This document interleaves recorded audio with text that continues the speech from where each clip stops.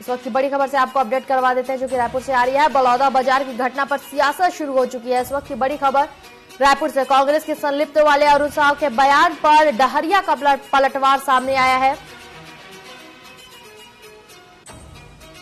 Bharatiya Janata party अपने दोष को दूसरे पर मढ़ रही है। डहरिया का कहना है कि भारतीय जनता पार्टी अपने दोष को दूसरे पर मढ़ रही है। भाजपा सरकार में कानून व्यवस्था लचर है।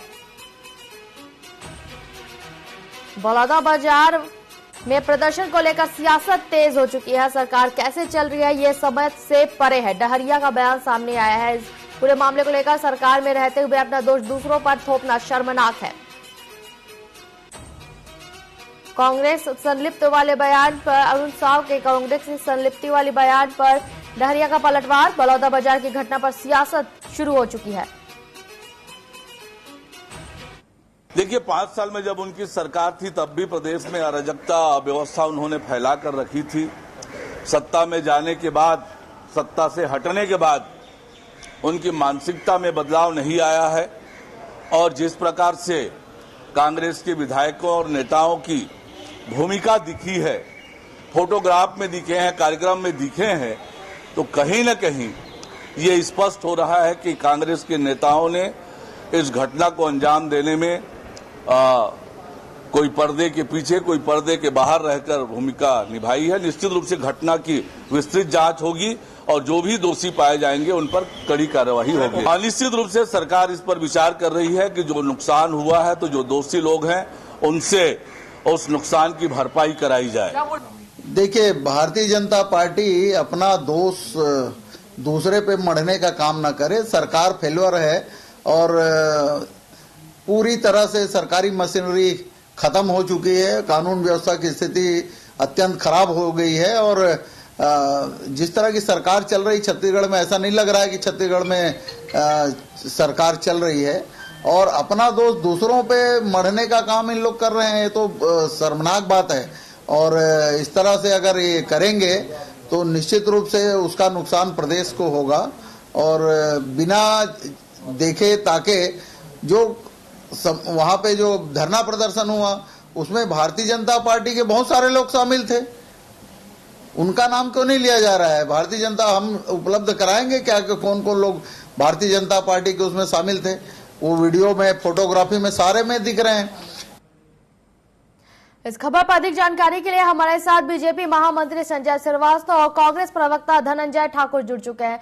सबसे पहले रुख करेंगे बीजेपी महामंत्री की तरफ। तो संजय जी, बलौदा बाजार में जो उग्र प्रदर्शन हुआ है जिसको लेकर आपकी पार्टी के नेताओं द्वारा ये आरोप लगाया जा रहा है कि इसमें कांग्रेस की संलिप्तता हो सकती है, इस पर आपकी क्या राय है? चलो जी संजय जी। जी संजय जी, देखिए बहुत दुर्भाग्य की बात है कि सत्ता में रहते हुए जिस तरीके से इन लोगों ने आपस में धर्म के आधार, जाति के आधार पर जिस तरीके का वैमनस्य फैलाने की कोशिश की, सत्ता के बाहर रहने के बाद भी जिस तरीके के दृश्य सामने आ रहे हैं, प्रथम दृश्य जो चीजें सामने आ रही है, बड़े दुर्भाग्य की बात है कि कांग्रेस अपने चरित्र के अनुसार, अपने डीएनए के अनुसार इन सब में संलग्न है। हो सकता है कि कोई एक समाज विशेष किसी वजह से नाराज हो, इस बात को स्वीकार करते, क्योंकि खुद कल मुख्यमंत्री जी के सामने समाज के प्रमुख लोग आए और उन्होंने इस बात को कहा है। इस समाज के लोगों ने इस बात को नहीं किया है, कुछ उपद्रवी जो लोग हैं उन लोगों ने इस तरह की चीजों को किया है। मुझे लगता है कि कहीं न कहीं इसमें कांग्रेस का जो प्रथम दृश्य जो चीजें सामने आ रही, फुटेज में जो चीजें सामने आ रही है, तो मुझे लगता है ये राज्य के हित या देश के हित की बात नहीं करती, स्वयं हित के लिए किसी भी स्तर पर प्रथम दृश्य स्पष्ट रूप से दिखाई दे रहा है। मुझे लगता है कि कांग्रेस अप्रासंगिक हो चुकी है। कांग्रेस देश और प्रदेश के अंदर में जिस तरीके से फेल हो गई है, अब ये उसी आधार पर फिर से जाने की कोशिश कर रहे हैं कि लोगों को लड़वाएं, किस तरीके से आपस में सरकार के खिलाफ वातावरण बनाए, जाति के आधार पर लोगों को लड़वाएं, धर्म के आधार पर लोगों को लड़वाएं और उसका कुछ फायदा उठा सके। तो मुझे नहीं लगता कि कोई फायदा होना है। एक अधिकतम प्रयास इस लोकसभा के अंदर में इसी के आधार पर जाति आरक्षण के नाम पर, और उसका फल जी संजय जी आपके पास आएंगे। जी संजय जी आपके पास आएंगे। धनंजय जी, बलौदा बाजार में जो प्रदर्शन हुआ है उसके ऊपर बीजेपी ने कहा है कि इसमें कांग्रेस की संलिप्तता है। अरुण साव का बयान आया है, इसके ऊपर आपकी क्या प्रतिक्रिया है?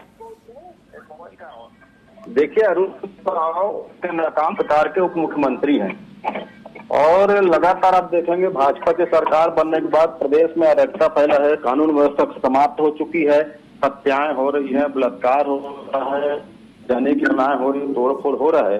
पूरी तरीका से कानून संभालने में जनता चल हो है और इस प्रकार से बलोत्रा की पूरा तरीका से इससे मुख्यमंत्री शाह जी जिम्मेदार हैं, गृह मंत्री विजय शर्मा जी जिम्मेदार हैं। इनका तत्काल पद से नैतिकता के आधार पर छोड़ देना चाहिए और इस घटनाक्रम में जिम्मेदारी लेने के बजाय भाजपा नेता झूठे और मनगढ़ंत आरोप लगाकर लीपापोती कर रहे हैं। उस सामाजिक आंदोलन में भारतीय जनता पार्टी के भी बड़े नेता शामिल थे और बहुत सारे और भी संगठन के लोग शामिल थे क्योंकि सामाजिक मामला था। लेकिन जो शाह सरकार है उसकी अकर्मण्यता देखिए, एक समाज की भावनाओं का कदर करने के बजाय, एक समाज की बातों को सुनने के बजाय ओछी राजनीति के मंत्री कर रहे हैं, बेहद निंदनीय है। इनको बताना चाहिए भारतीय जनता पार्टी कौन कौन नेता शामिल थे और ये प्रदेश भूला नहीं है। बीरनपुर की घटना, कवर्धा की घटना, कांकेर की घटना, कैसे भाजपा के लोग वहां गए और राजधानी किए, तोड़फोड़ किए, तो इनका चरित्र है भाजपा का। जी धनंजय जी। जी संजय जी। देखिए, निश्चित रूप से उन्होंने उस बात को स्वीकार कर लिया। अपने समय की घटना इनको याद आ गई, सिंगापुर की हो चाहे फिर बस्तर की घटना हो जो इनके शासनकाल पर हुआ और कांग्रेस के शासन में गए, कांग्रेस के लोग पाए गए। इसकी इतनी हिम्मत नहीं थी कि मुख्यमंत्री और इस समय के तत्कालीन मुख्यमंत्री और मंत्री उस क्षेत्र पटवार तक नहीं जा पाए। इसका सीधा असर तो इसके लिए दोषारोपण जो कर रहे हैं। तो मुझे लगता है कि इस बार फिर जो उन्होंने कहा कि बिल्कुल लीपापोती नहीं, सब बिल्कुल सामने आएंगी सब चीजें, कौन कौन दोषी है। एक सामाजिक आंदोलन में कांग्रेस भाजपा सभी के नेता रहते हैं क्योंकि सामाजिक हितों की बात होती है, लेकिन पर्दे के पीछे जिस तरीके से रह के कुछ मंत्रियों, पूर्व मंत्रियों के भी नाम आए हैं और व्यवस्था भोजन की करा के तमाम प्रकार की व्यवस्था करा के आंदोलन को जिस तरह के उग्र रूप दिया है, भाषणों के अंदर में जिस तरह की चीजें आई है, उग्रता दिखाई गई है, ये बहुत स्पष्ट है कि एक सामाजिक आंदोलन को उन्होंने एक राजनीतिक आंदोलन के बाद जिस तरीके से इस तरह। जी धनंजय जी, बीजेपी का आरोप है कि कांग्रेस दंगे कराने का काम करती है, सीधा आरोप लग रहा है, इस पर आपकी क्या प्रतिक्रिया है? देखिए, इन्होंने एक बात कहा ना कि पर्दे के पीछे और सामने कौन थे। जो सामने जो नेता थे कांग्रेस के, वो शांति बहाली की बात कर रहे थे और पर्दे के पीछे छुपकर तो भाजपा और संघ के लोगों का काम है आगजनी करना, दंगा करना, हथियार चलाना।